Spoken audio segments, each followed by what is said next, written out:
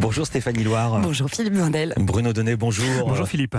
Bruno Donnet, tous les jours vous traquez ici les grands rendez-vous médiatiques. Hier soir, vous avez regardé le tout premier débat entre les candidats LR à l'élection présidentielle, c'était sur LCI, et vous êtes bien amusé.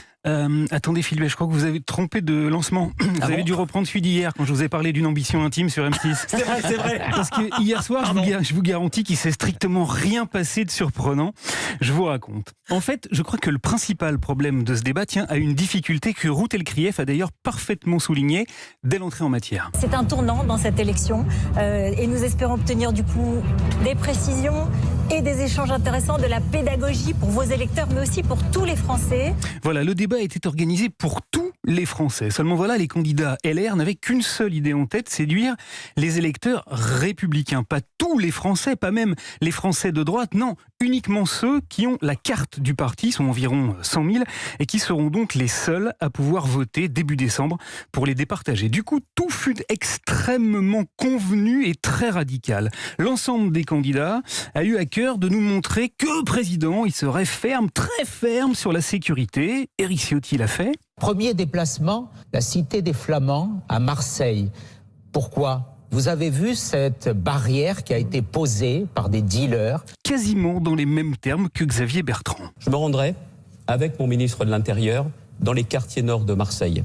Et tous les autres leur ont emboîté le pas. Sans surprise, l'immigration fut également une occasion de soigner sa droite et Valérie Pécresse ne s'en est pas privée. Il faut dire stop. Stop à l'immigration incontrôlée et c'est pour ça que je propose une loi constitutionnelle avec des quotas qui permettront de limiter au maximum l'immigration. Pas plus d'ailleurs que Michel Barnier. Le mot d'identité nationale n'est pas un gros mot pour moi. Voilà, en somme, le débat, Philippe, il n'a pas eu lieu hier car tous les candidats étaient d'accord à quelques toutes petites nuances près. Les enjeux étaient ailleurs. Philippe Juvin et Éric Ciotti étaient là pour grossir les rangs et s'assurer, en cas de victoire d'un républicain à la présidentielle, un poste de ministre. La santé pour Juvin. Moi, je créerais non pas un ministère de la Santé, mais un ministère des Santé.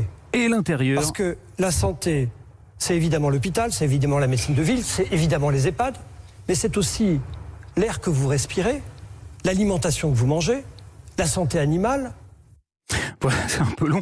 Et l'Intérieur, le ministère de l'Intérieur pour Éric Ciotti. Le message, il est simple. Tu touches un uniforme, le soir même, tu dors en prison. Quant à Xavier Bertrand et Valérie Pécresse, ils souhaitaient démontrer qu'ils étaient bel et bien taillés pour le costume présidentiel. Voilà pourquoi, enjambant allègrement à la fois le résultat du Congrès et celui du premier tour, ils ont tous deux passé leur soirée à centrer leur critique sur qui ? Emmanuel Macron, qui, c'est cocasse, fut hier soir l'incarnation de l'affreux gauchiste à la française. Je pense qu'Emmanuel Macron a abîmé la France.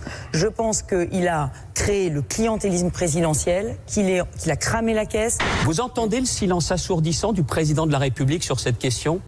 Alors Michel Barnier, vous allez me dire, et lui alors ? Il est curieusement passé totalement au travers du débat. Toutefois, il aura tout de même réussi à nous réveiller en sursaut, en sortant de sa poche une sorte de superbe symbole des grandes difficultés de la droite aujourd'hui. J'ai apporté ici un caillou.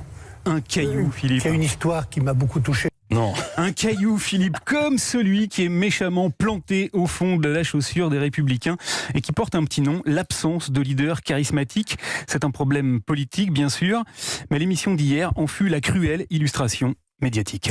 Merci beaucoup Bruno Donnet pour justement cette illustration. Stéphanie Loire.